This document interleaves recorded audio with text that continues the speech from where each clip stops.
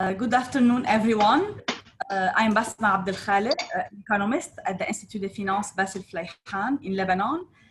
Thank you for your interest in joining our webinar today entitled Evidence-Based Approach to Reforming Public Procurement in Lebanon, the Findings and the Way Forward. We are organizing this webinar in partnership with the World Bank and the Agence Française de Développement. I'm pleased to welcome among the participants, they will be joining us, the head of the parliamentary committee currently discussing the draft public procurement law in Lebanon, M. Jaber, and the president of the Institut de Finance Basil Flayhan, Ms. Lamia Mbayed Psat. We invite all participants to write your questions in the chat box and anytime during the webinar. I will be at the end for questions and answers. Please use the raise hand icon. Please note also that the session will be recorded and posted later on our website and our social media channels. As we know, in Lebanon, we may face some technical problems related to the quality of the internet. So in case the platform cuts, kindly use the same link to reconnect, putting the same username and password. Now we have the pleasure to welcome our distinguished guest on this, Ms. Lina Faris, Senior Procurement Specialist at the World Bank Beirut office, Mr. Com Deshri, Public Financial Management Specialist at Agence Française de Développement, and Mr. Daniel Iverson, International Expert in Public Procurement and Lead Expert on MAPS Assessment for Lebanon. Welcome all. Before we start our discussion, just allow me a few minutes in the beginning to give a quick refresher on the context. As you know, public procurement reform is a whole of government, a whole of economy reform in Lebanon that was committed to by the government. It was highlighted in two ministerial declarations of the previous government of Diab, who commissioned later the Ministry of Finance through the Institute to lead on this reform. We are operating, as we all know, in a delicate context. Lebanon is facing one of the most acute economic financial crises of recent history, in addition to the COVID-19 outbreak and the negative impact of the August 4th disaster that caused severe damage and economic losses. So the urgency now for a clear and a coherent public procurement system is bigger in order to achieve sound financial governance, economic recovery across sectors, all sectors, and to regain trust of citizens, of investors, and of the international community. The starting point for this was MAPS in order to assess the current public procurement system and design an informed reform. I seize this occasion to sincerely thank and acknowledge the dedication and the collaboration of 14 public administration and oversight bodies, members of the MAPS National Steering Committee, who also worked with us along this process, as well as the input of more than 85 stakeholders, national stakeholders from the public sector, funding agencies, from the business community, and the civil society, who also were consulted throughout the process. I give now the floor to Ms. Lina Faris and Mr. Com Deshri for an overview on MAPS assessment methodology and characteristics, lessons learned, and key insights on Lebanon's experience.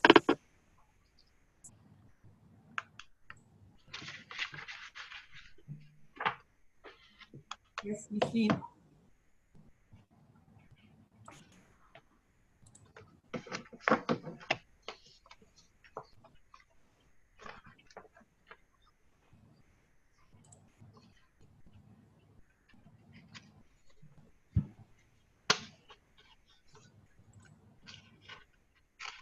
Thank you, Basma, for the introduction. It is a pleasure to meet all of you virtually. I'm so glad that the topic has raised interest, and we are having a lot of representatives from institutions. It is a promising aspect of the inclusiveness of MAPS exercise and the agreement around how important this assessment is as a first brick towards defining reforms.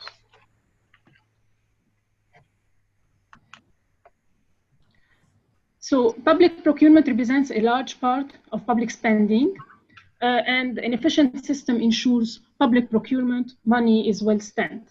Worldwide, the governments will spend more than $9.5 trillion yearly.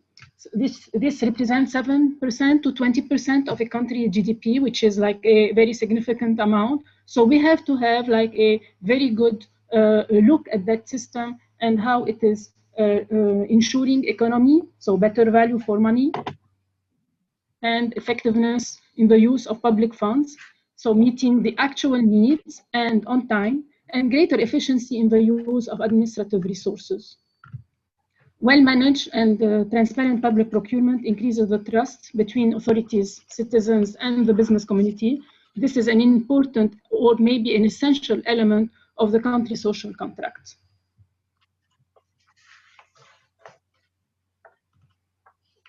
So public procurement assessment is needed to first precisely determine the weaknesses and the strengths of the system and the needs for its improvement. So it's not solely to determine the weakness and to judge on it, but we have to see what is the system needing to be enhanced. Creating the necessary factual basis for informed decisions, and I would be really peculiarly stressing on the word factual, because we can assess based on perceptions, and this is usually done. But now we have in this assessment built based on evidence assessment, and it helps the MAPS helps to create a benchmark for monitoring progress and outcomes of the reform undertaken. This is also a very important element of the assessment. Thank you, Lina. So the MAPS was not a new tool. It was first designed in 2003 and then significantly tweaked in 2015 following an in-depth overhaul of the methodology. And some PFM, public financial management, diagnostic tools were developed with a very distinct donor perspective. But this is not the case with MAPS. MAPS was conceived from the get-go as a global tool that ought to suit the needs of advanced and developing economy together. Consequently, the working group which designed the methodology in 2015 is made of equal parts of users from countries at all levels of development, both advanced economy, developing economy, low-income economy, and actual practitioners, mostly people working in procurement regulation agencies around the world, as well as representatives and experts of international financial institutions such as the World Bank, or bilateral development banks such as the French Development Agency. And the result of this very cohesive approach is that we have a tool which is really made to suit all sorts of needs. It's made up of a core module, which is the same everywhere, and which really assess the foundation of the system, which can then be complemented by optional modules, which basically do a deep dive on specific parts of the public procurement system, such as PPPs, professionalization, sector assessment, and so on.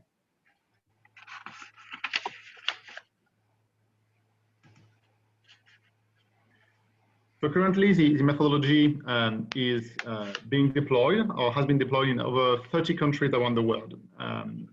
So we have basically a very large sample of countries coming from, again, all levels of developments, which are either in the process of planning, going through, or have just completed a MAPS. These maps are either full maps or maps with optional modules, and are either conducted at a state level or at a federal level, which is particularly the case for Nigeria and Brazil.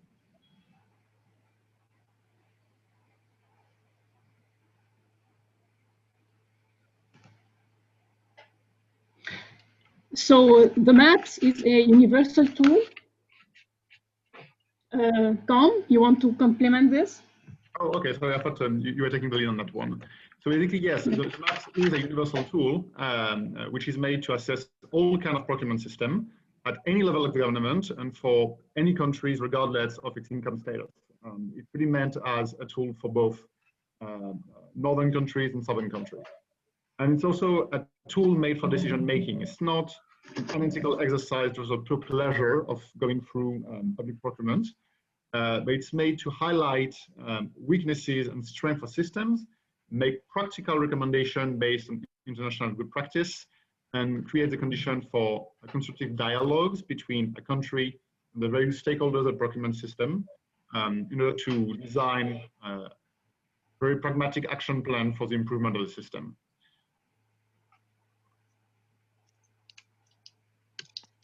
And lastly, and I want to stress that MAPS is an independent process. Most of the time, the exercise is being financed by a donor, either a bilateral aid agency such as AFD or multilateral institutions such as the World Bank or the European Bank for Reconstruction and Development and so on. But the process itself does not reflect the view of the institution financing it, because evaluators are independent. They adhere to a methodology which was again designed by a very large working group.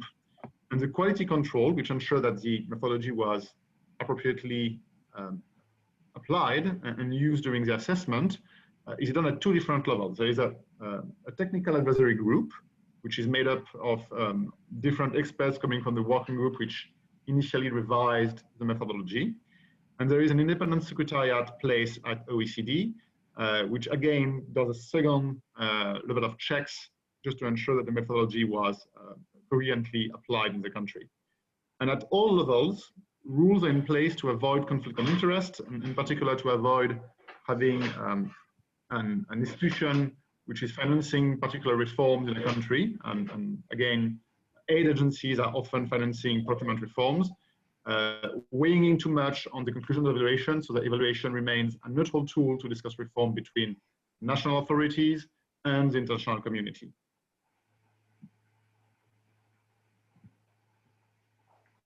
So MAPS assesses the following dimensions. It's a holistic assessment framework that establishes the criteria of an effective and efficient procurement system.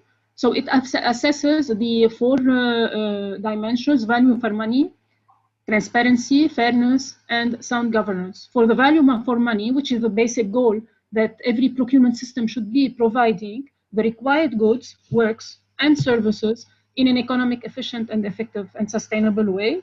For the transparency, which is the basic and commonly agreed upon principle of disclosure to make policies, legal and institutional framework and information related to decision available to the public in a comprehensible and accessible, timely manner. The fairness, which is the ambition that the public procurement process should be free from bias, ensure equal treatment, and take decisions accordingly, thus ensuring integrity. The sound governance is how is recognized the importance of the wider governance context on the way public procurement is conducted and how reforms to procurement are implemented. This aspect includes reflection of the horizontal procurement goals, policy consideration, and integrity principles.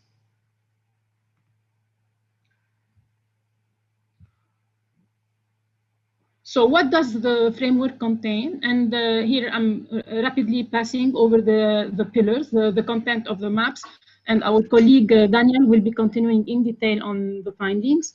But MAPS will be covering, has four pillars to cover, four pillars. The first one is the legal and regulation and policy framework, which has 3 indicators and 18 sub-indicators. The second pillar, which is the institutional framework and management capacity, with 5 indicators and 14 sub-indicators. The third one, procurement operation and market practices, which has 2 indicators and 6 sub-indicators. And the interesting one is the accountability, the fourth one, accountability, integrity, and transparency, which has 4 indicators, which is almost the highest number of indicators, and the sub-indicators is 17. Which makes a total of 14 indicators and 55 sub-indicators. As Tom has said, we have optional modules that will go into a deeper assessment, and they have multiple area of interest.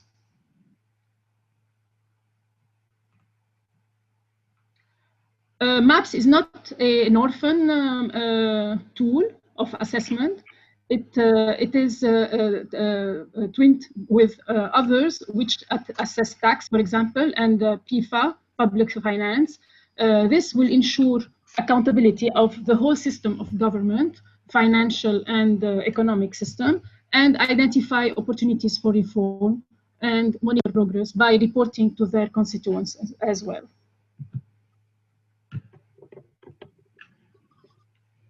So maybe to illustrate how maps can be used as a tool for steering reforms, formulating reforms, implementing reforms, I would like to share with you a recent case study. It's still being implemented as we speak, so there's still little depth for putting it into perspective, but I think it provides an interesting pattern for the case of Lebanon. So Rwanda approached donor in 2019, wanting to conduct a whole maps evaluation, just the core module, not the optional module.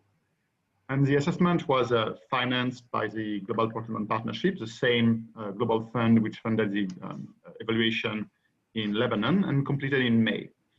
And basically, it designed, it made a recommendation, and based on this recommendation, the government designed a detailed reform strategy linking each area of weakness highlighted in evaluation with specific recommendation, a timeline for implementation, and responsibility clearly assigned to a different part of the procurement system, either the regulatory agencies, the Ministry of Finance, line ministries, courts for handling appeals, and so on.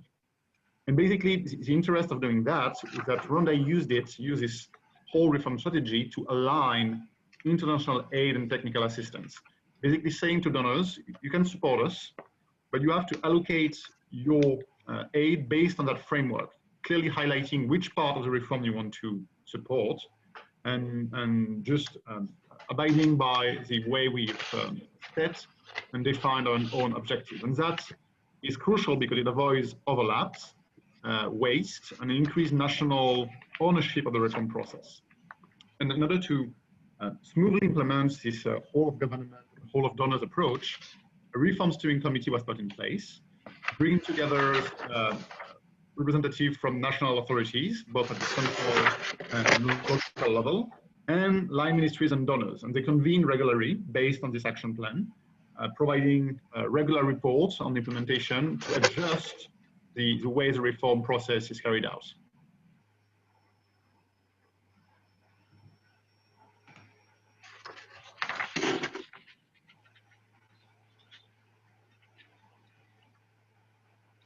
Can Basma? Lina, and the presentation, this overview on the international standards and the methodology of maps. Really, this methodology and the international experience reassure us that Lebanon has now Lebanon has done maps and has now a solid foundation to build and to shape a clear framework for reform. So thank you for this overall presentation. Now I will be posting in the chat in a few minutes a link to the brochure on maps to have more information for those interested. Now we move to the presentation of the main findings of maps assessment in Lebanon. Sorry, Basma. Yes. Basma, you omitted to have the slides on Lebanon. You after this slide, we have a slide for Lebanon. After, yeah, you missed once. Yeah, sorry. This was a good introduction to that. Exactly. Thank you, Basma. So in Lebanon, it was a long trip to reach maps. It was some incidents and events has paved the way towards seeing the need for a universal assessment. Since June 2018, in the first forum on public procurement for resilience and sustainable growth, that was organized by the Minister of Finance in collaboration with 8 partners, 310 experts and specialists, practitioners participated in that forum. And from it, in November 18, the World Bank proposed conducting maps based on the forum recommendation itself and on the procurement reform identified by said conference. Based on Minister of Finance request in December 2018, the World Bank extended its support, and in February 2019, Minister of Finance nominated the Institute of Finance president to be the national focal point to lead the effort, and also nominated the members of the National Assessment Steering Committee.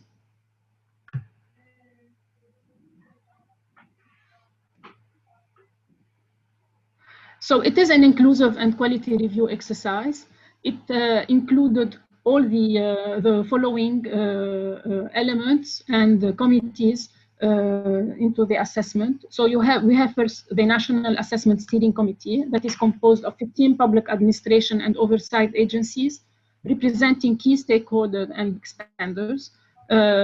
This committee provided the oversight and guidance of the assessment process, substantive inputs for the situation and gap analysis, and suggestion for recommendation and report validation. Second, you have the assessment team per se, that is led by an international consultant and a senior local consultant, the national coordination team of Institute of Finance, and specialists from the World Bank and the AFD Beirut office. This assessment team did the field work with the assessment, prepared the information and guidance material, did the data collection and analysis. They also provided the working sessions with the steering committee and groups, and they helped into the report drafting and revisions. The national coordination team that is composed of Institute of Finance key expert supported the data collection and analysis, liaised with the steering committee and the stakeholder and competent authorities, organized all meetings and other logistic support, and provided the clerical assistance. The stakeholder groups, which is the important element of this composition of this structure, is composed of 70 entities from public and private sector, as well as civil society. They were mobilized and consulted throughout the assessment. They contributed to data collection, inputs for analysis of situations and gaps, suggestion for recommendation, and contributed to the report validation. And finally, the review team is composed of World Bank and the AFD experts. Internally, we have the World Bank MAPS global team that reviewed the report for quality control. And then we have the MAPS stakeholder technical advisory group that is supported by the MAPS secretariat. All of them reviewed and commented on the report draft. It is worth mentioning that the MAPS stakeholder are composed by Afghanistan, African Development Bank, Agency for International Development, the USAID, Asian Development Bank, ADB, Australia Department of Foreign Affairs and Trade, Caribbean Development Bank, Chile, Colombia, Council of Europe Development Bank, and Europe Bank for Reconstruction. So it is a significant community that is involved in this exercise.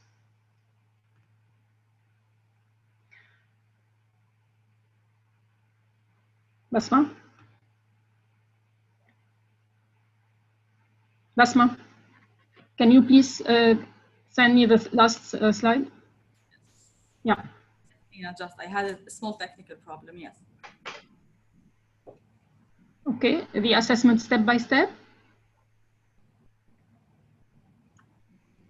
Okay, so this gives you an idea of the length of the assessment. It may look lengthy, but actually it was a very necessary period for digesting all the information and the concluding on the recommendation.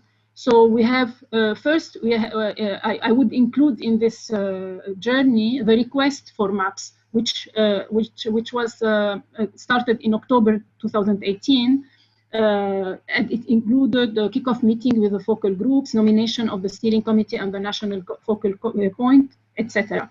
And then came the planning and preparation of the assessment, which started with the concept note drafting and the organizational and logistic arrangement, including steering committee information meetings, mobilization of consultant, organization and and preparation of the logistics, training, which is a very important component of the assessment, training the National Steering Committee and the stakeholder, and then conducting focus group meetings and preparing the first workshop with the self-evaluation, which basically took all the summer and till December 2019. Then we had the analyzing the country context in March 2020. The assessment of the system went through a second stakeholder workshop to verify the self-assessment evaluation and under the guidance of the consultants, and which was conducted in January 2020. And the consolidation of the findings of this workshop was between February and March 2020.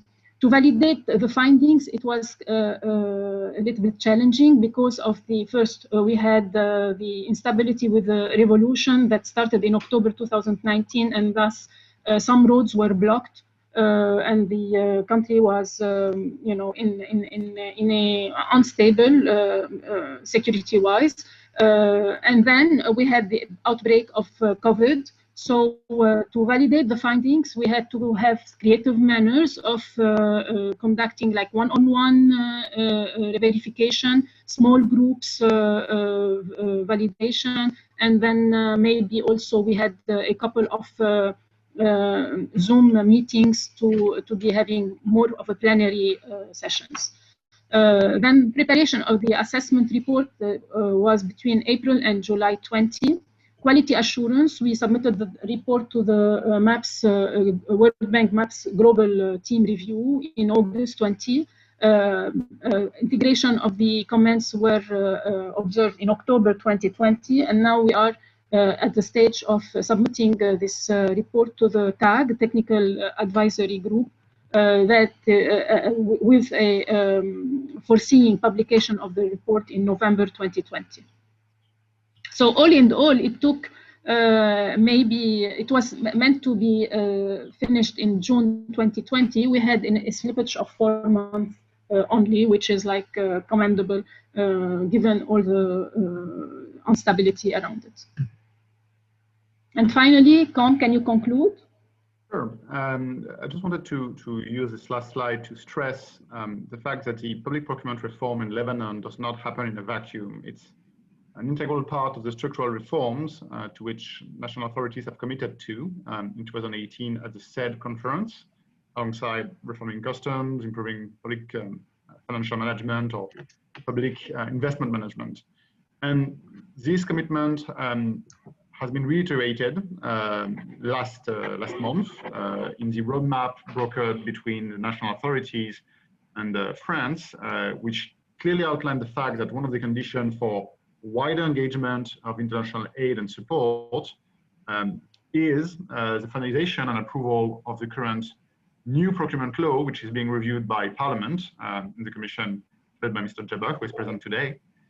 And the International Support Group has confirmed the position, reiterating that it will continue to provide support to Lebanon, but only on the basis of implementation of necessary reforms.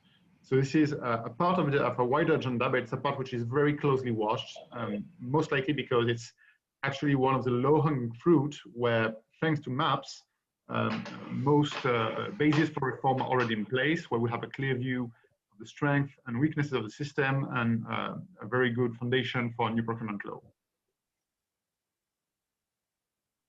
Okay, thank you very much, Lina and Com, for this extensive presentation and very useful overview on all the process and methodology.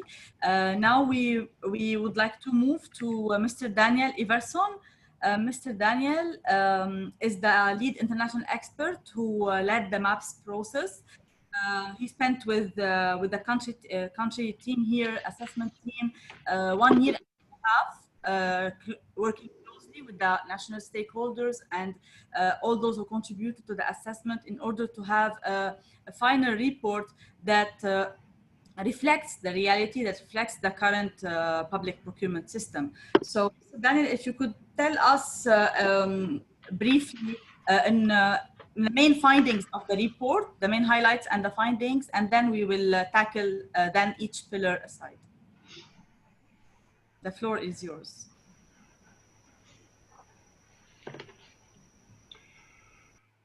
Thank you, Basma. Indeed, we have received quite a lot of inputs during the assessment, and there was a lot of information to somehow structure and put into readable format. And for that purpose, we have simply used the standard report template provided in the MAPS methodology.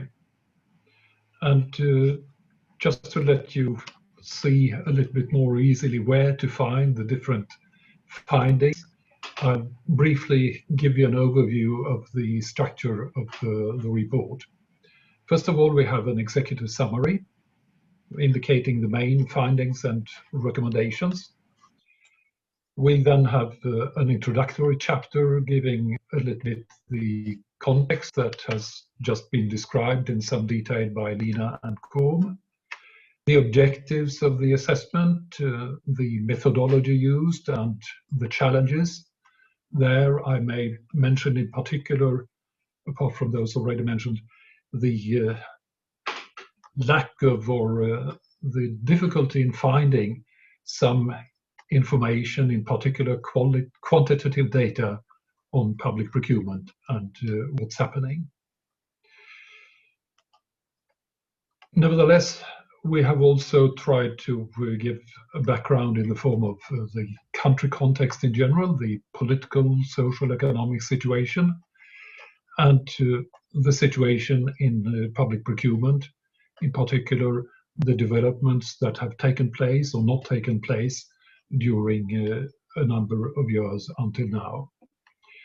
The main findings are then put into the main chapter of the report, where we indicate the situation, the gaps between the actual situation and the criteria used, that is, the situation as it normally should be according to good international practice, and some recommendations for closing those gaps. Those recommendations are then also summed up by pillar in the final chapter, which is complemented by a draft action plan setting out a little bit the different measures that are proposed to be taken, the specific actions, who would be responsible, what would the timing be for that, and so on. And those are the elements that we will describe a little bit in the next few minutes. Regarding the overall findings, and in particular the correspondence with internationally recognized good practice, we see that there is room for improvement in quite a number of fields, as is indicated in the table that we will have on screen now, where for each of the main pillars we see the number of criteria that were fully met, those which were only partly met, and those which were almost or not at all met. A few criteria were also not applicable. For example, those related to the workings of the e-procurement system, because in the absence of system, then those criteria are of course not applicable. And indeed, you see that there is quite a lot to do, quite a number of gaps to be closed, and consequently quite a number of recommendations that we have made and reflected in the action plan. So this is a little bit an overview of the magnitude of the problem with respect to the situation and the work that needs to be done for the different pillars, which we now can take a look at in slightly greater detail in order to see what is the situation and what are the recommendations that have been made. Okay, thank you, Danielle, for this overview on the non-compliance situation of Lebanon at the procurement system level. So, if you want to say that the maps tackled 4 pillars in the system, let's start by highlighting the gaps and risks at the level of the legal and policy framework, and what did the assessment recommend to tackle them?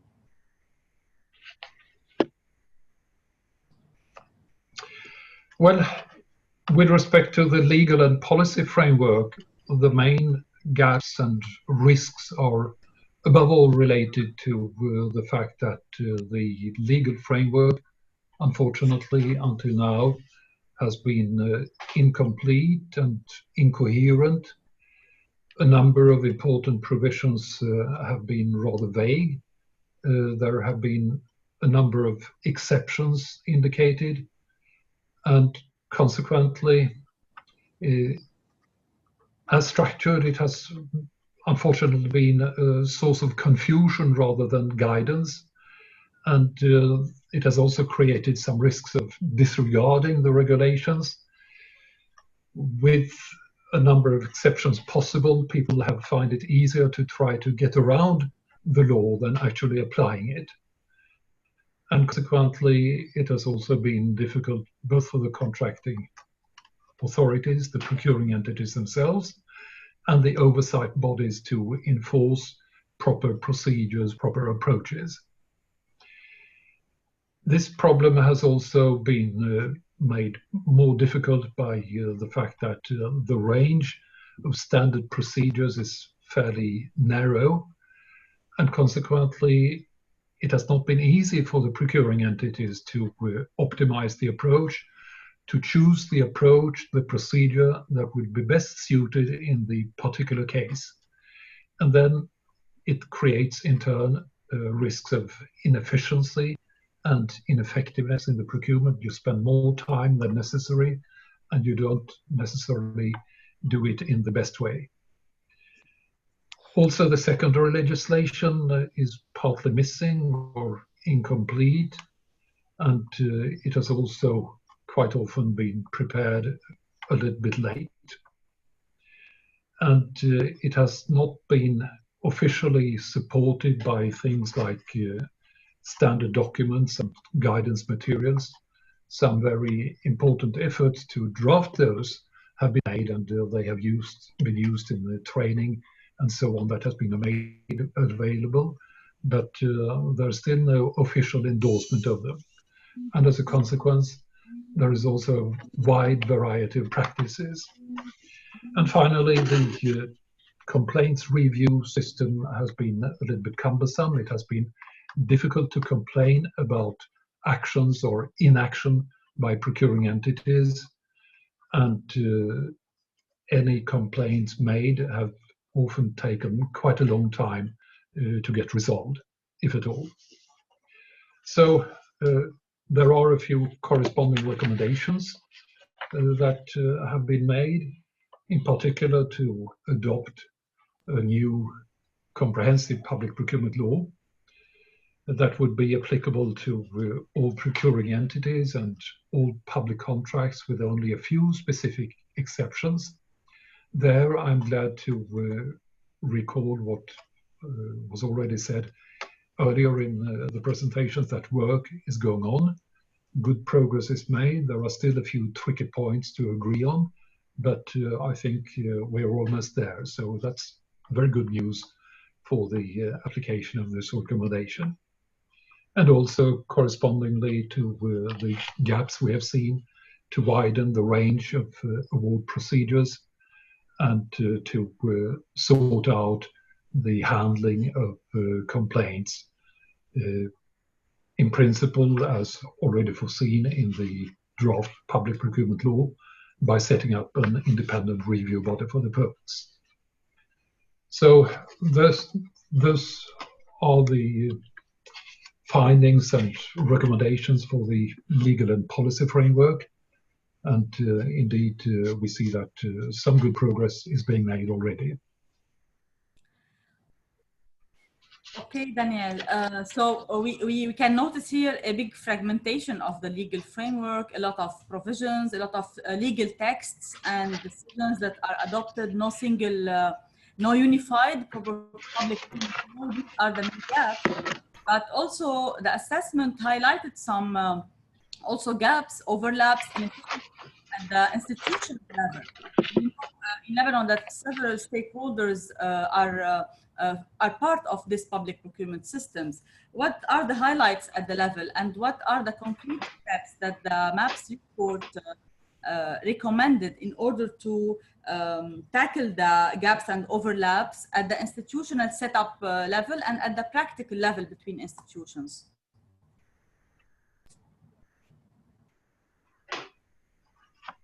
Well, in fact, in the institutional framework, we have, on the one hand, the central government level institutions that are somehow directing, managing public procurement policy and operations.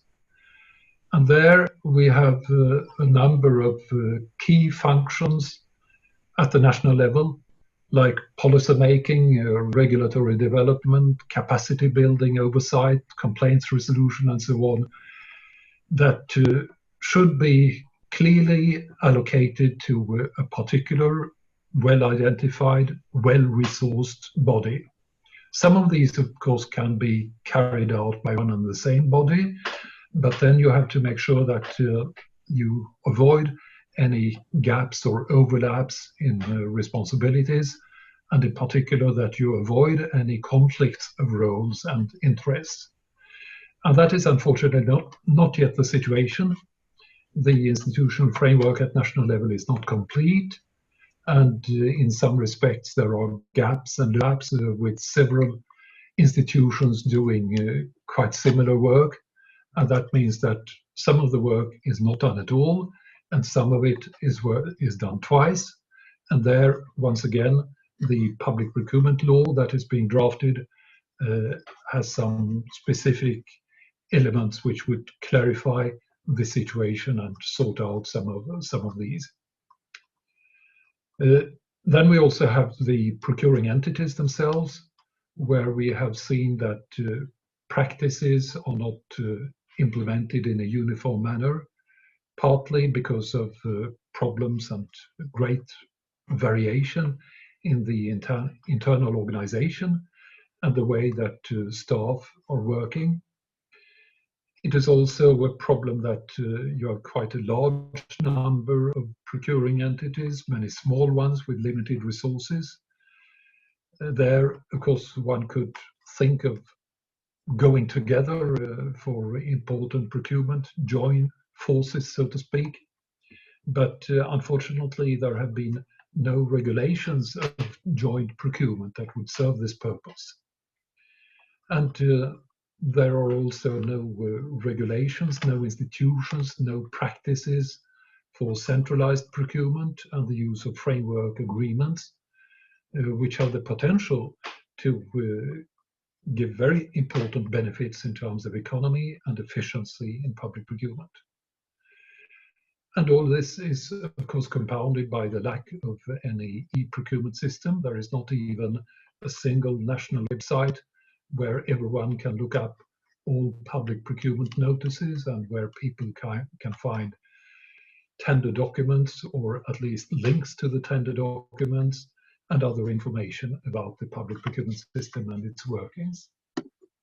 So there would be a few actions needed in order to overcome these shortcomings. First of all, I would say to clearly define the responsibilities for the key functions that I have mentioned. There, indeed, the draft public procurement law is a good step forward. There is also a need for those central entities, some of which will have to be created, to receive some capacity building. And the same also goes, of course, for the individual procuring entities and their staff, to make greater use of the guidance and training materials that have already been prepared, and to mobilize more resources for capacity building. And in parallel with that, also develop the use of some other methods and tools, particularly use of framework agreements and centralized purchasing.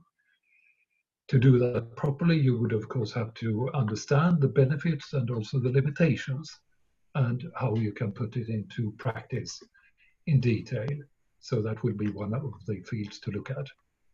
And then evidently also to successively introduce electronic procurement. The first, and I'd say most important and urgent step would be to start with a national website for notices for procurement documents. And that would have a number of other benefits as well. For example, in the operations where we also have seen some shortcomings.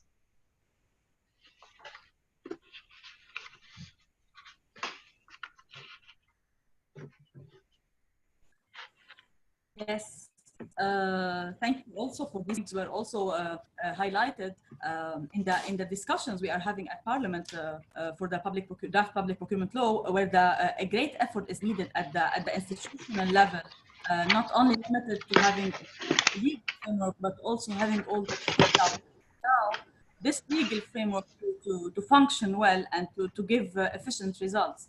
So here we move to the practices.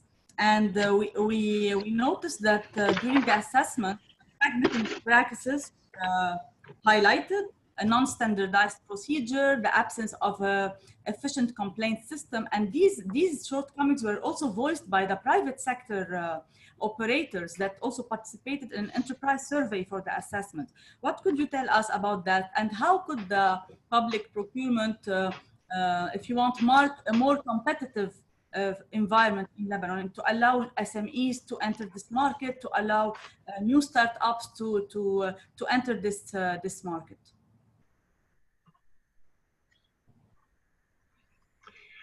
Well, in the operations, of course, you already suffer from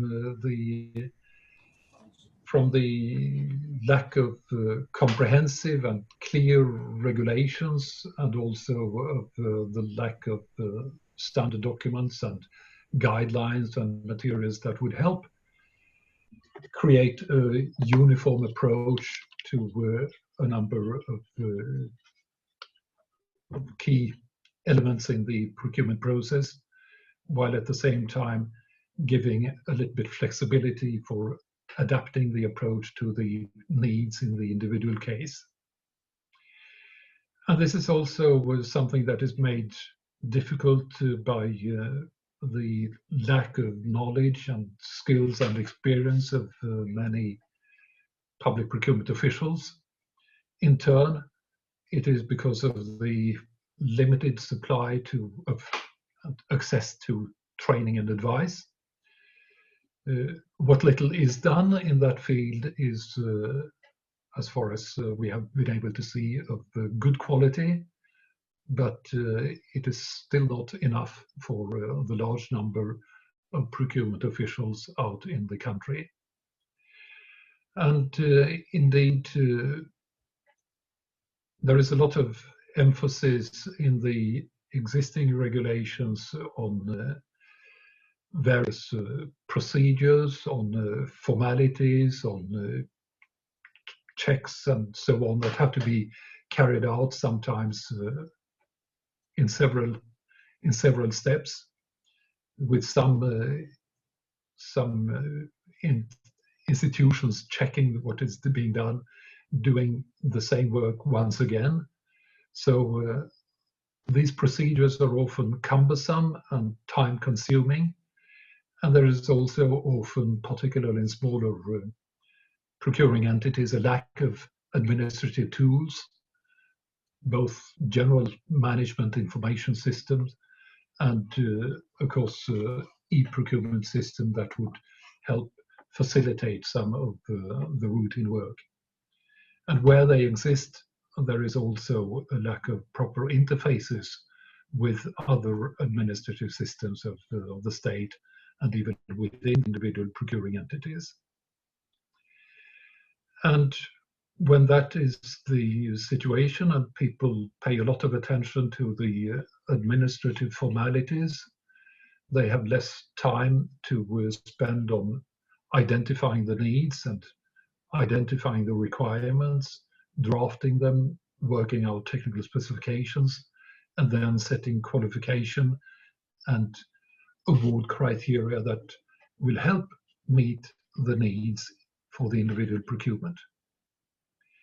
And this is, of course, something also that leads to inefficient operations, to delays, to failure to obtain and to distribute the goods and works and services that should be procured. And when indeed people in procuring entities are running their operations, they have limited means to inform the business community about the business opportunities, already because of the lack of a national easily accessible website for publishing notices. Correspondingly, it is also difficult for the business community, for the enterprises, to access information. And as a consequence, you have weak competition, low level of participation in many cases, and a supply market that is suffering from a number of other weaknesses.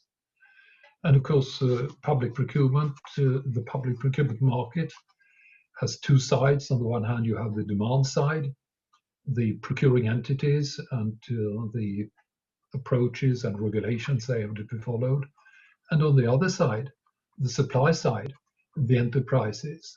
And both should be able to work properly together in order for the procurement operations to be effective and efficient, and for the public procurement market to function well. So the possibilities there for improvement would lie, first of all, in the training, the provision of guidance, materials, standard documents, and so on for procurement officials. Correspondingly, there would also be a need to give contractors, potential tenderers, better information about the procedures and how to participate successfully in public procurement. And that wider enterprise participation, better, greater competition, would also be promoted by ensuring that requirements, recommendations are fair and reasonable, and that award criteria are properly drafted and applied, so that the outcome is fair and reasonable, and there is no reason to complaints about the outcomes. And so that in the end, the authorities and the citizens benefit from good public procurement.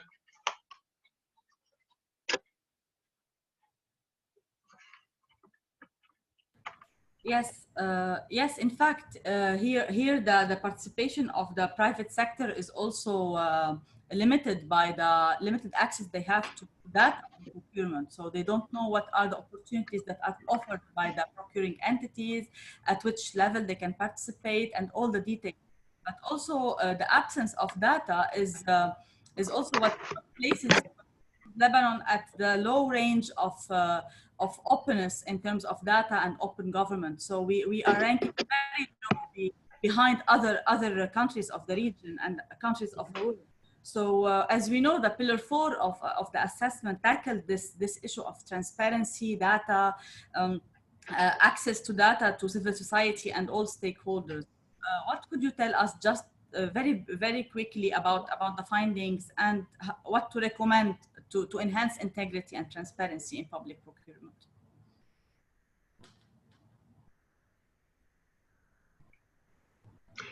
Well, as we already noted, procurement data are scarce or missing or difficult to access. This is a problem not only for the contracting authorities, for the procuring entities themselves and for the business community, as well as for the national authorities, but also for any interested citizen, civil society in general, it is difficult to find out for all those concerned about public procurement plans, notices, documentation, which contracts have been awarded, to whom, for what amounts, have those contracts been properly carried out, and have they given the intended results? Have there been any complaints? And if so, what are the decisions that have been taken, and how have they been implemented? And combined with this, there has also in the past been a lack of possibilities for policy consultations. It has been difficult to find out what is going on in the legislative field. And I understand that the work on the public procurement law has been a welcome exception to that general state of affairs, with quite a number of consultations and consequently much greater opportunities for the public procurement law to be understood and accepted by all those concerned. If we then also look at the oversight bodies, there has been an unclear distribution of responsibilities, as well as within procuring entities and other authorities. And as a consequence, you can always say in practice that, well, this is something that someone else should have been taken a look at. And you can also say too often that, well, it's a fault of someone else. So if something goes wrong, it is difficult to pinpoint the responsibility. And again, as a consequence, very few sanctions, very few effective sanctions have actually been meted out in the past. And this is both at the national level of the oversight bodies, and also, I would say, within the procuring entities in the absence, for example, of any internal audit practices and approaches. And consequently, the means for addressing this, apart from the creation of an e-procurement system that would help generate much more procurement data and make them more accessible, would be to institute more systematic policy consultations, to make it more clear who is responsible for what are the principles that should be followed in terms of integrity and accountability, in terms of oversight, to make sure that any gaps and overlaps are eliminated so that there is greater effectiveness and efficiency, and that you look at the workings of the system, what is being obtained from public procurement operations, what are the outcomes, and then also in parallel to prevent bad practices. And when you do that, when you take that approach, then you will already eliminate quite a lot of the bad practices that we understand take place from time to time. And when, after all, some cases of fraud and corruption are identified, then they should be properly investigated, and there should be effective sanctions meted out. So those would be, in broad outline, the findings and recommendations. And of course, it is in the detail of the report and its annexes that you would find more information about that. And again, much of this is now set out in the draft action plan, which would be the important next step to deal with and to make sure that it is properly implemented. Yes, thank you, Dan, for this extensive presentation and comments on the report's findings and results. Here, I would like to tell all our participants that we will be in the chat and later in an email the link to the different resources, MAPS report and the executive summary, as well as the annexes. And some participants are also asking if they can have a copy of the draft law that is currently in Parliament. We will be sharing all these resources in the chat box in a while, and by email then to your email inbox.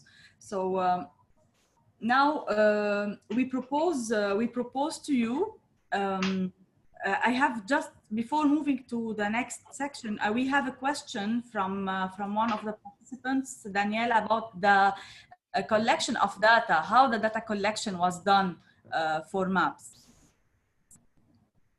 Could you please just elaborate a little bit about this, this aspect?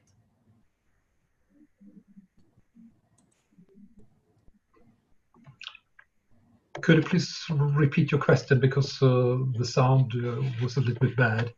Yes. They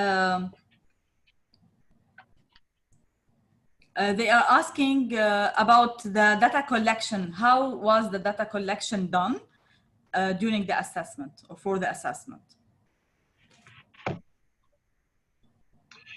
Right. Well, there were quite a number of stakeholders involved, both the members of the quite large steering committee and also people from other institutions and organizations, civil society, business. And we had a number of questions that we were asking, and we collected data on the different elements of the methodology, on the elements of the assessment matrix, where we invited people to describe the situation, what they would see as the gaps and the recommendations that they would have. And we received quite a lot of such information that we then, of course, had to review and compile and put together and reflect in the report. And this is for the qualitative information, that is what can be described in words in terms of the situation and the gaps. And we also had a number of data points that were more quantitative, where we could put figures on certain elements.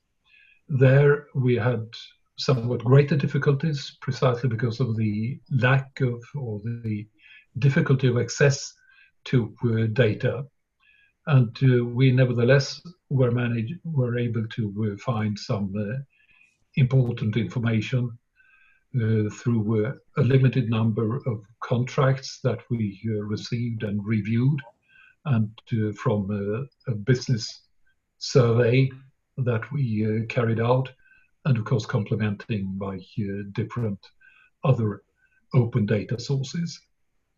So it was a complicated work with data collection, and I think we had probably slightly greater difficulties in finding it than in certain other countries.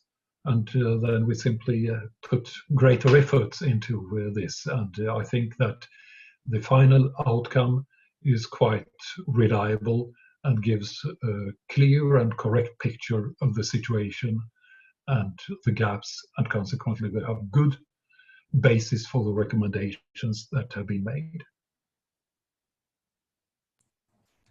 Okay, Danielle, thank you for answering the question. Indeed, the challenge of the MAPS was really the data collection, since the data is scattered, not made available in a structured way. This was a challenge that we managed to overcome with the consultation made along the process.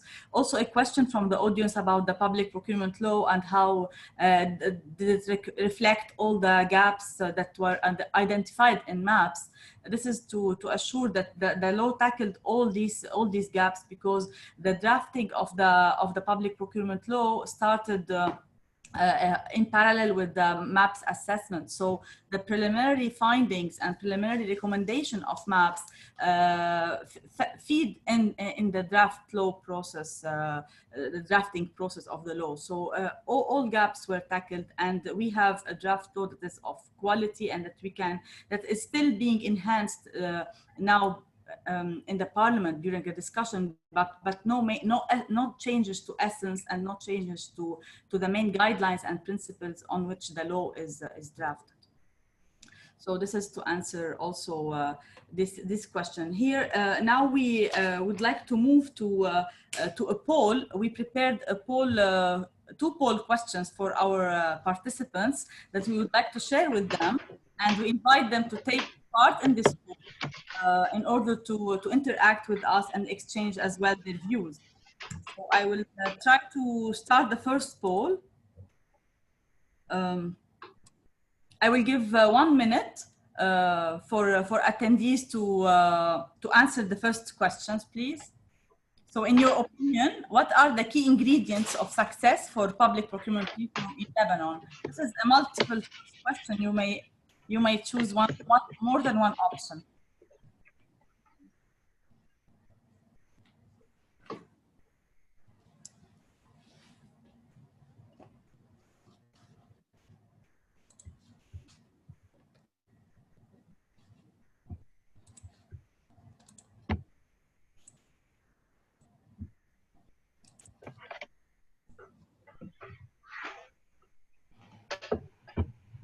Basma, we don't see the options.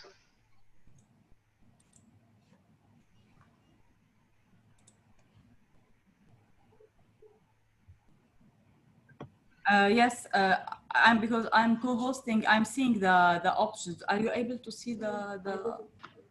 I can see the options, but how many can we pick? I mean, I picked 3 out of the 7. Is that fine? As many as you want.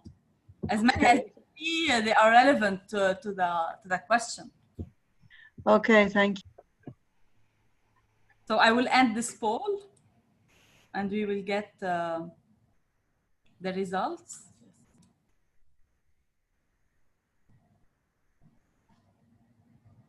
These are the results. So 84% about the modern regulatory and institutional framework that go hand by hand. Also, we have around 55% for the national vision, for the guidelines and implementation tools. These are standard documents, standard templates, and the manuals for practitioners. 55% about engaging in a dialogue with the business community and civil society on all the reform paths. And 77%, also a high percentage, for accountability and performance measurement after the reform in order to assess whether this reform has led to the objective set. So here, thank you for your participation to this poll. We will have another one in a few minutes. So after seeing these results, my question to you is from an AFD point of view and based on the international experiences, what are the key success factors of a public procurement reform to be successful, to be sustainable? Thank you, Basma. I found the result very interesting because it really reflects a strong onus on structural factor for change, and especially the regulatory institutional framework and the IT infrastructure, which are definitely key component and key foundation for effective change in the procurement system. But basically here at AFD, when we look at lessons learned across many different countries, and each country is unique and recommendation for one and don't necessarily apply to another, but we tend to distinguish 5 key factors in implementing effective procurement reform. And the first one, it really begins with a national vision. And I've seen that it was really rated low in the poll. And I understand that there can be some sort of political fatigue in Lebanon regarding this sort of concept right now. But the fact is that procurement reform implies and implicates the whole of government. It's line ministry, it's Ministry of Finance, it's local government, it's public establishment, and so on. So if you don't have a common framework, a common vision on the objective you want to achieve, on the concrete result you want to get to in 1 year, 2 years, 3 years, it's very difficult to actually manage change. And then the second key factor, and that actually was well captured, I think, in the answer to the poll, is the need to go beyond regulatory change. There's a whole focus generally by the international community on laws and decrees, but that's not just a beginning, that's just a starting point. It's not the finishing line. And the finishing line is crossed when you have put in place institutions who are able to appropriately drive the system toward more cost efficiency, transparency, fairness, and that really requires the government to think in terms of intermediate steps and outcome beyond the law. Where do I want to be at in terms of professionalization in 1 year, for instance? Do I want to have 200 public procurement officials trained? In 2 years, do I want to create a certification course to certify public procurement officials before they can take part in procuring operation and so on? This is sort of thinking which grounds the reform process into concrete results and concrete steps forward. The third factor for success is interface. As I said, procurement reform requires a lot of coordination within government, but also outside of government, with the private sector in particular, and international donors in countries such as Lebanon. So if you want to actually achieve sort of a common focus on key priorities and not have sort of armies of cats going in all different directions and bringing more confusion to the system, you really need to have some sort of steering committee or consultation mechanism, bringing all the different players around the table, whether they are actors empowered with decision-making in terms of process or just consultative responsibilities, but have really a sounding board for everybody to be voiced, to be heard, and for government to report in terms of results and achievements to the wider stakeholders of the public procurement community. Fourth factor would be, and very linked to what I've just said, designing a framework for mutual accountability. Public procurement reform, as with any kind of governance reform, is driven by a demand coming from citizens, from civil society, from private sector for better institution, for fairness, for better treatment, for being able to propose unfair decision by the state. And if you want to actually drive the supply of better public services, you need to create channels for that demand to be heard and to be acted upon. So when designing reform plans or reform strategy, we find it very useful to not only think in terms of measures. I want to create a procurement regulation body, and I want then to issue standard bidding documents and so on, but also in terms of result indicators. What is the percentage of tender I want to see being processed through an open consultation process in 2 years' time? We are starting at 10%. What do I want to be in 24 months? And then be able to report regularly on these result indicators to basically say whether or not the measures you've taken lead to concrete change and impact in the field, and then discuss this with the wider civil society and private sector. That creates conditions for change. And that brings me to my last point, my fifth factor, which is maintaining political momentum. In all countries where we operate, there's a lot of political will around the time where you design the law and you try to implement or pass the law at Parliament.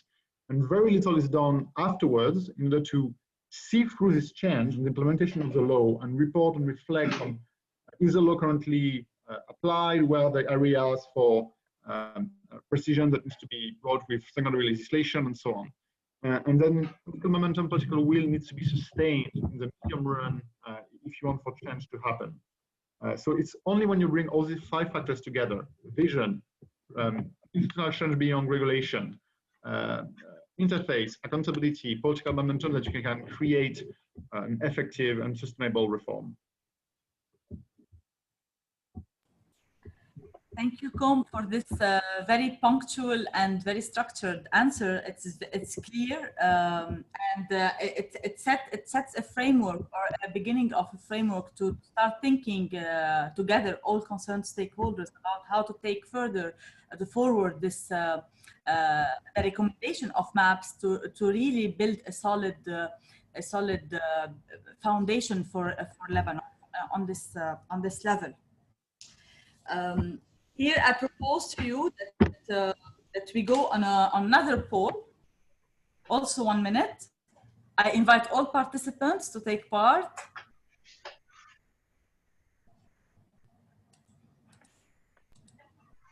So the second question is the following.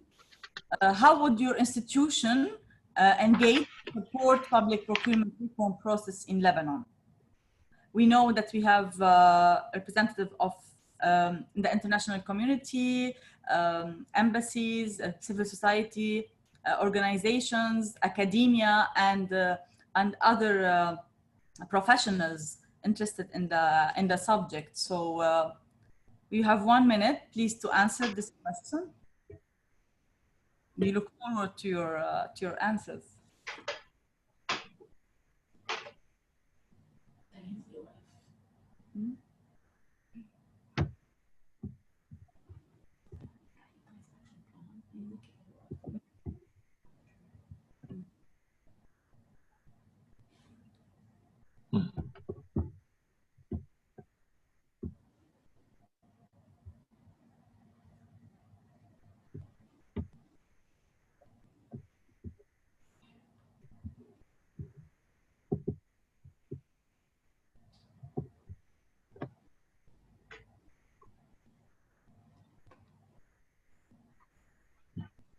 So we are having a quite number of participants answering this question.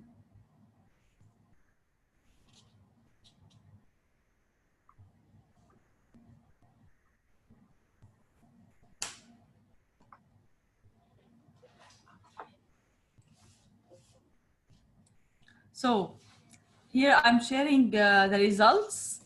So 81% transfer knowledge and good practices. And here we would like to emphasize on the importance of being aligned with good practices and international standards throughout the process at different levels and different components in order to get exposed to lessons learned and build something that will really fit with the national context while being aligned with the international standards, providing technical assistance. And here it is much needed, especially when we will be drafting, the country will be preparing the secondary legislations for the law and other components, the advocate and build consensus. This is also much needed with all the concerned stakeholders at the national level, provide financial support and ensure monitoring and evaluation of the reform. Quite interesting results that give the flavor of how the community and the international community will be engaging with this whole of society, whole of government reform. Thank you very much for taking part in the poll. So here we have some questions that were asked just before moving to the last part of the webinar. Maybe it is addressed to Danielle. The caps that were listed in the public procurement system are clear. Are there any particular strengths that were identified in the assessment?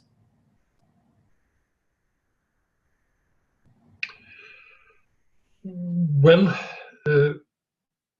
indeed, there were, I'd say, a few positive elements.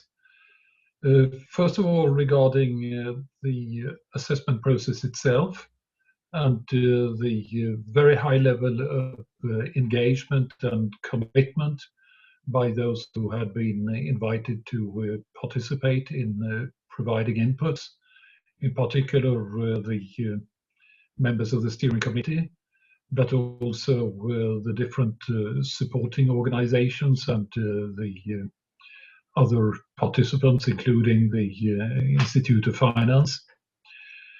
There were also a few other positive elements in the good experience, good practice, good initiatives of some procuring entities which had taken the initiative to complement, to close the gaps in things like regulations and practices by adopting their own approaches and their own procedures in order to ensure economy and efficiency and transparency in what they were doing. I shouldn't necessarily mention those particular ones. There is not really time to give a full list of them. I would also nevertheless also mention one or two public entities that have specific regulations for their activities, which have to an important extent been reflecting good international practice and which again complement the missing elements in some of the laws, and those kinds of examples I think have also been highlighted in the report.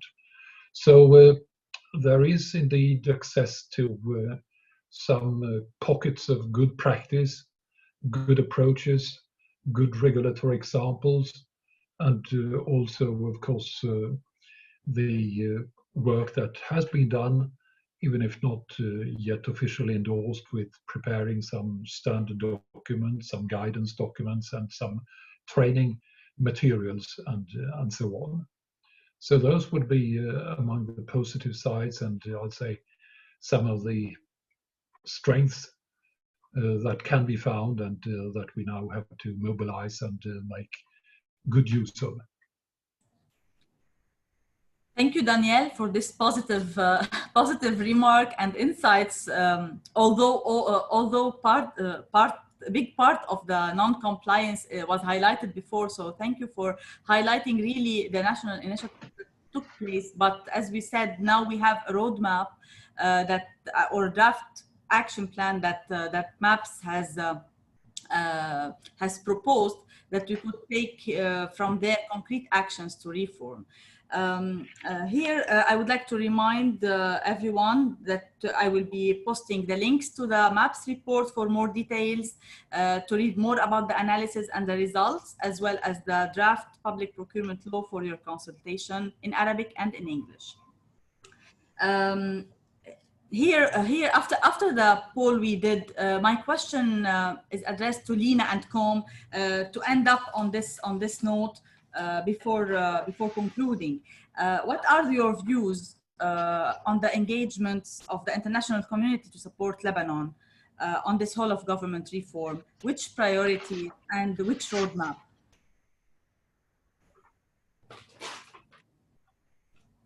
Thank you, Basma. So as I said before, this reform does not happen in a vacuum. It's really part of the key pillars of structural reform that the international community has articulated as a necessary condition for wider engagement and financial assistance to Lebanon, beyond the, of course, humanitarian response that has already been put in place.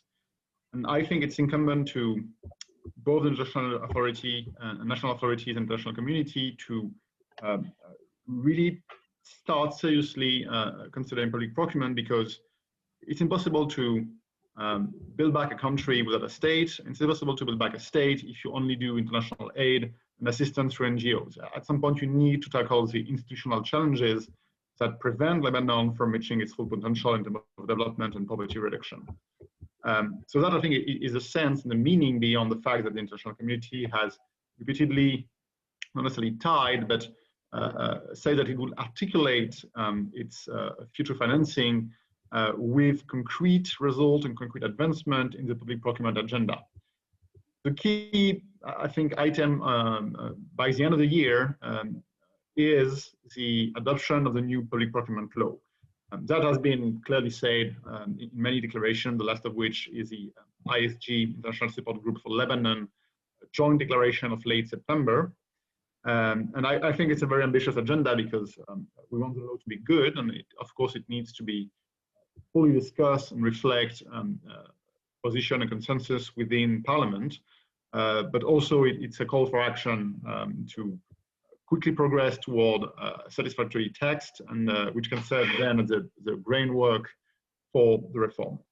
And my second key item, and I think Lina will probably expand on this, is again that the law is definitely a low-hanging fruit and a very important step, but it should not overshadow the much more important and much more complex work of mapping out the path toward better public procurement in terms of institutional measure. What needs to be done after the law has passed Parliament? Who is responsible for doing it? How can we measure that this action actually yields result?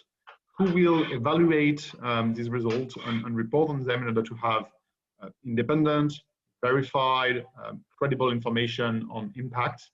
And how is the discussion going to be organized? So going back to the 5 factors I highlighted as key component of a good reform process, I think it's very important that the government start working right now, the national authorities and then the government set up, start working right now on this reform strategy.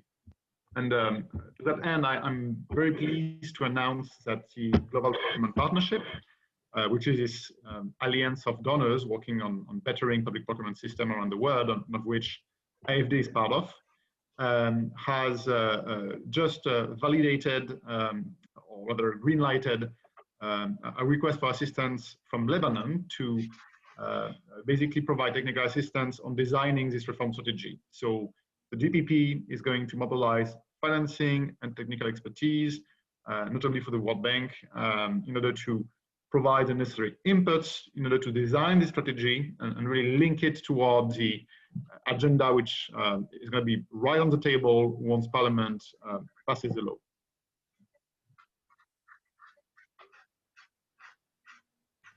Thank you, Khan, so just to supplement what you were saying, just after the port explosion on August 4, that may be caused by negligence or accountability, the high voice, the community, the civil society voiced out the need for governance, better governance and anti-corruption measures. And this is where the rapid damage assessment identified 16 sectors. One of them is obviously the governance, and that covers procurement, public procurement, anti-corruption, justice, etc. So one of the new part of the RDNA is building back better, and this approach was adopted as well in the document that was developed later on, the Reform, Recovery and Reconstruction, the 3 Rs framework, in which we of course advocated for the governance reform that are a critical pillar for strategically approach the sector, under which one of the main condition is to have the public law passed, ratified by the Parliament, but not only that, it is also to develop the regulation that you were saying, mandatory usage of standard bidding documents, and establish and operationalize a procurement regulatory body and a complaint handling unit. Having said that, it is, of course, not an end by itself, the public procurement law, but the way that is discussed at the Parliament, it is actually covering much, a wider area than literally discussing the law. It is, of course, taking into account who's gonna be the regulatory body, where to house it, where is the complaint unit. So all these are discussed in the Parliament. So once the law is passed, I think that there will be less of a resistance or of impediment to implement the rest of the reform.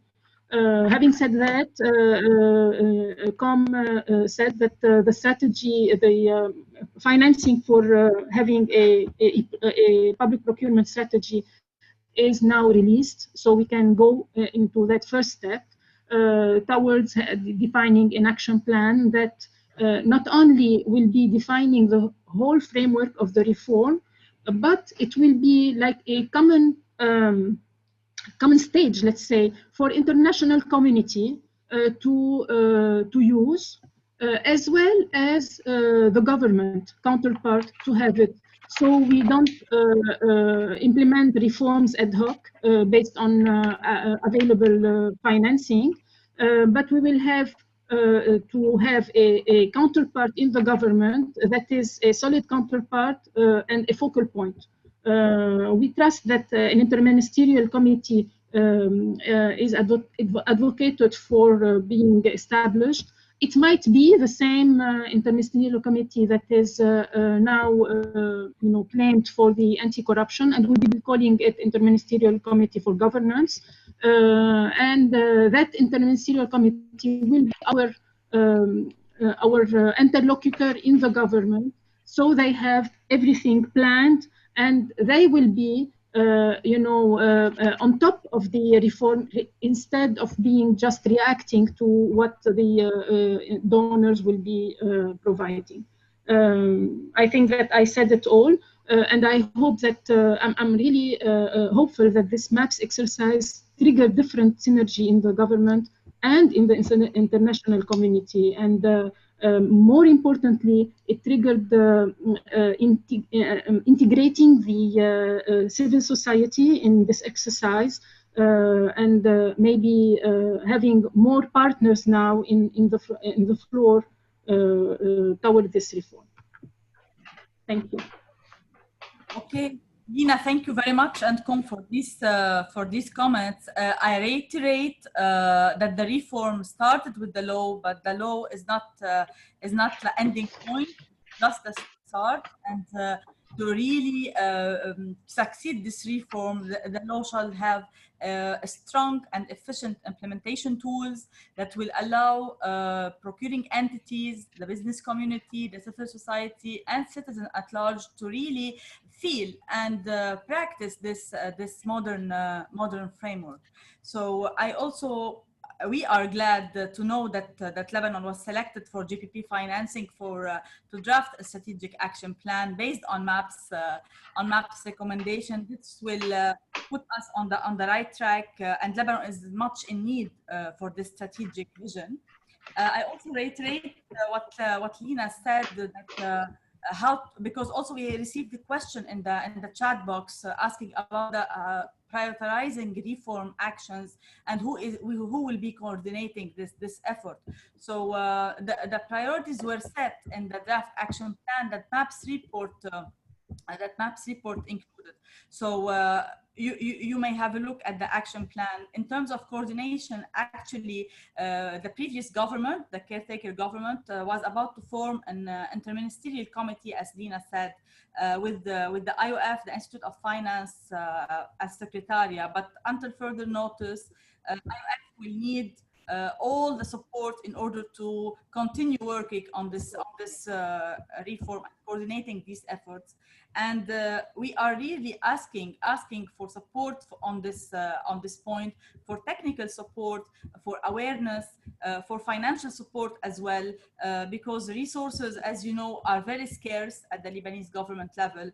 And in order to sustain this reform and give it and bring it to an end that will benefit the citizens, we really need this support. I take the occasion to thank the OECD, our partners also present at the webinar, the OECD experts team from Sigma as well, who expressed their readiness to support Lebanon with transfer of knowledge and technical assistance on all the ongoing efforts that are related to the public procurement law. So thank you, OECD Sigma, also for all your continued support in the drafting of the law process and the future collaboration that we aim to fulfill its objectives.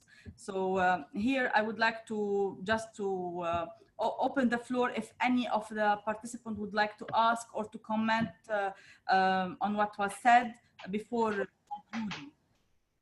Or also you may raise your hand and take the floor if you would like to address any question to our guests. Yes, Mr. Paolo Magina from OECD.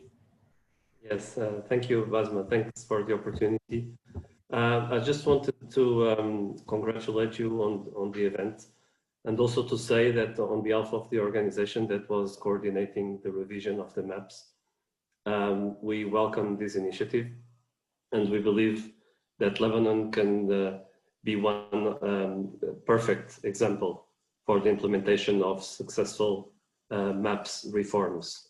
We have seen in the past that it's very difficult to come with evidence-based assessments, and this assessment proves that it's possible to do it. But then it's even more difficult to implement the recommendations and the reform. And that is why we need this coordinated approach. And it's very good to see here in this webinar participants and representatives from many different organizations that are supporting Lebanon. And we welcome that. We need this coordinated approach that was mentioned by the presenters. And we believe that this coordinated approach will make Lebanon the perfect example for the future of the MAPS initiative. Because these assessments can only be successful if they manage to bring a real life change to the citizens of a country. And that is what we are trying to achieve here in Lebanon. And I believe that, we have done many assessments in the past. We've seen how, the stakeholders get sometimes discouraged and demotivated by the challenges they're facing. We saw that in previous sharing of the assessment results in countries around the world. But I think this is clearly an opportunity. And that's why we are so committed in helping Lebanon, because we believe that by having the proper action plan, implementing methodologies such as the RASI methodology, for instance, we can come forward and support to reform in a structured way. So thank you for the opportunity once again, and good luck with the implementation of the reform. Thank you. Thank you, Paulo, for your intervention. It really gives us a high hope for the future of this coordinated action that is most needed for Lebanon. If any of the participants would like to comment or to ask before we close the webinar.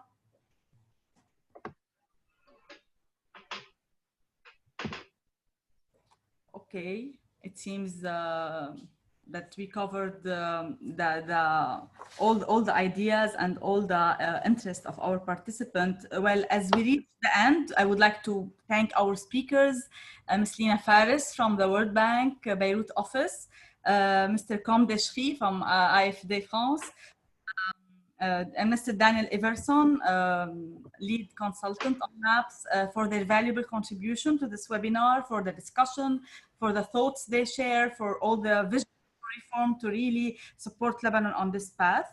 I would like also to thank World Bank and AFD for their trust in the Institute and their continued support. And we hope that the upcoming month will bring to us concrete actions in terms of the development of the strategy. Here, I would like to bring to your attention that based on MAP's recommendation, there is a detailed institutional mapping of all procurement stakeholders directly involved in the management of the system, and the oversight in all the control on the system was conducted with the support of the World Bank. And after consultation that we will be making in the 2 coming weeks with the stakeholders at the national level, we will be inviting you again to present the findings of this institutional mapping that comes in complementarity with MAP's finding, to go in depth on the roles and responsibilities of the institution based on the current framework, and that will propose also recommendation for reform at this level. Thank you for all the participants for joining us today from Lebanon and from abroad as well, for your interest in the topic, for your interaction. Please note that the recording will be posted on our website very soon. We will be sharing with you by email all the references we mentioned before, and we invite you to stay tuned about the progress of the public procurement reform on our website and through our news flash. Thank you, everyone, and have a nice day. Thank you, Basma. Thank you for having us. Have a great day. Thank you. Thank you. Thank you. Bye-bye. And I would like to thank the IOF team also for their support and accompanying me in this webinar. Suzanne, Sami, Jeed, and Rana. Thank you. And Lamia for your trust as well. Thank you.